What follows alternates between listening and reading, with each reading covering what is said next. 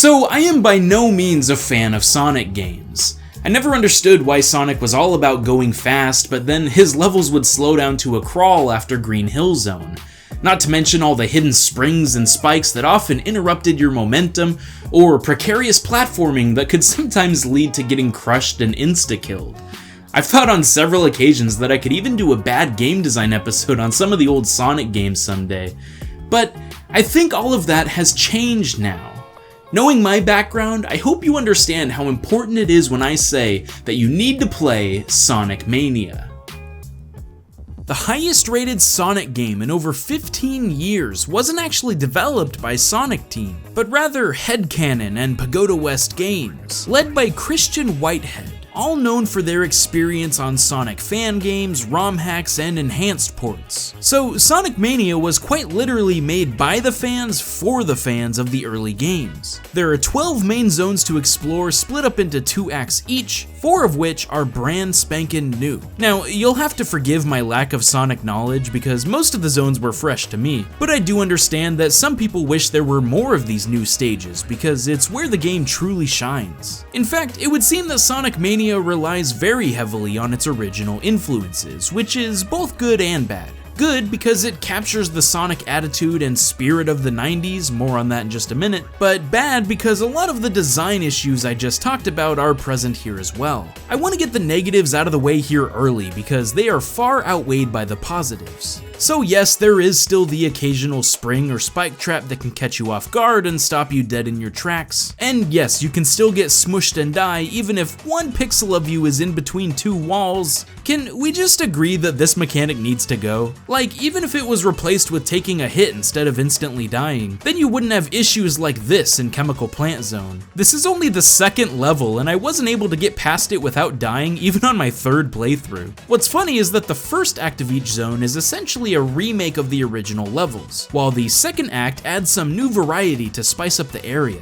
So you really only see these unfair tactics from back in the day in the 1st acts. But overall, they could have done a better job of switching up the level design, since the difference of the 1st and 2nd acts are quite noticeable. Another frustrating element is that Sonic Mania still uses a lives and game over system, pushing you back to the start of the zone upon failure. I can assume they kept this in even though it's 2017, partly as a callback to the original games, and partly to increase the difficulty. But I certainly had some aggravating moments where I died from a cheap kill on the final boss and had to redo the entire zone over again. Now, this might sound oversimplified, but at least in my opinion, these setbacks didn't bother me too much because Sonic Mania is simply so much fun to play. Just look at this! Everything is so bright and vivid, the detail in the pixel art is unreal. This is the high-bit era in action, my friends. Sometimes I didn't want to zoom through a stage because I'd rather take in all the awesome scenery. No wait, go back! They've adopted this sort of neon pastel color palette, and it perfectly emulates the soul and style that Sonic had back in his heyday.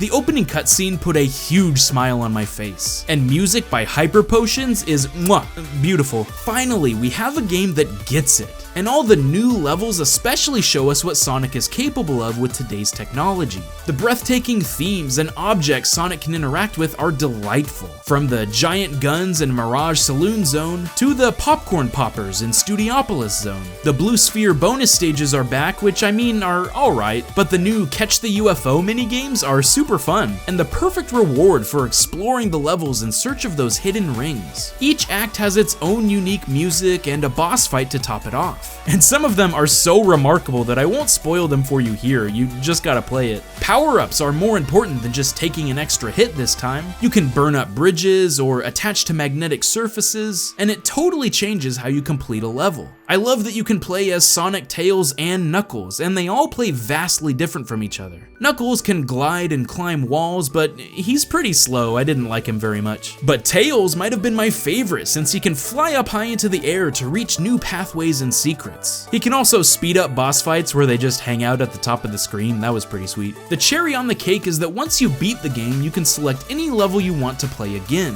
which is perfect because all I want to do is play Mirage Saloon Zone until the end of time. But perhaps the coolest epiphany I had while playing Sonic Mania is that I can at last see what Sonic fans love about the series. Maybe it was the updated graphics and level design, or maybe it's the fact that a game over only sends you back to the start of a zone instead of the entire game, but I was finally able to finish a Sonic game and have a blast the whole way through. I realized that Sonic isn't only about being speedy, but it's about journeying through these fantastical worlds as a character that just so happens to also go fast occasionally. And these bits of momentum are just a bonus and feel great. I now understand the appeal of playing through a Sonic game more than once, and feeling like I'm actually becoming a master of the mechanics, and discovering the high routes as well as the low routes. Even if you die, your next run through of a level could be completely different if you take another path. Like, what? I never saw these guys before. I didn't even know they were down here. So, while yes, there are still aspects of Sonic's design that can be annoying, like dealing with slopes or getting lost and backtracking to find where to go next, it's all worth it to get to these moments of sheer speed and skill where you just have to go, Yahoo!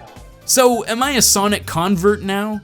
I mean, I wouldn't go that far just yet, but if this is where the series is headed, I can see a prosperous future for the Blue Blur. Hopefully Sonic Team will take note of what the Hedgehog and crew are capable of, and allow even more innovation in the future from other talented devs who know what the fans truly want. If you're like me and are hesitant to give Sonic a go, trust me, this is the game you'll want to start with. And I hope it can open your eyes to a whole new world of possibilities for the platformer genre like it did for me.